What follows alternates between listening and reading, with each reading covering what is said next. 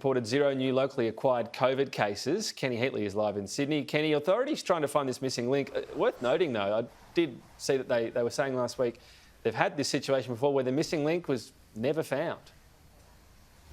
That's right, Tom. That happened in the Northern Beaches outbreak in December. They never found the source of that particular outbreak, and that certainly could happen this time as well. Of course, the first Eastern Suburbs man case was reported on Thursday. Then he transferred COVID to his partner. They are the only two cases that have emerged recently in New South Wales. We've now had 4 days in a row, consecutive days of no locally acquired cases. So no cases today, 4 in hotel quarantine out of 7,700 tests in the latest 24-hour reporting period to 8 p.m. last night. That's a bit of a drop in testing rates from the day before, where we had almost 14,000 tests.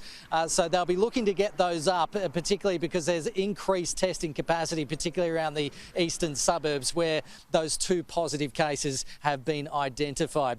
Now, in terms of vaccination, as you can see, I'm at the mass vaccination hub here in Sydney Olympic Park, and it's in full swing for day 2. Yesterday, the numbers have just come out. They vaccinated 2,379 people with the Pfizer vaccine here. They've just been focusing on the frontline workers and their families. There is a bit of a queue here, but not as big as what we were seeing yesterday. So they maybe have ironed out some of the logistical issues that they were seeing. But in the 24-hour period to 8 p.m. last night, a total of 6,297 vaccines were administered in the state by New South Wales Health. And it's important to note that people in the age group from 40 to 49 are able to now register their interest to get vaccinated with the Pfizer vaccine, because they want to make sure that they use every available dose. So that if there is a bit of an excess, they want to start bringing in some new people as well. Now, that could be within the next few weeks, that age group that could potentially be eligible for the vaccine. Now, over 50s will be eligible from Monday to get the AstraZeneca vaccine from their GP, and then from May 24 here at Sydney's mass vaccine hub.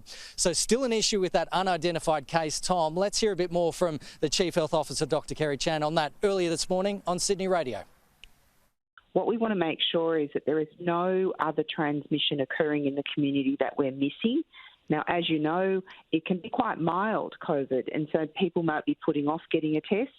So the more testing I can see this week, it will really give us a sense that we've not missed any transmission, and that will be a great reprieve for everyone.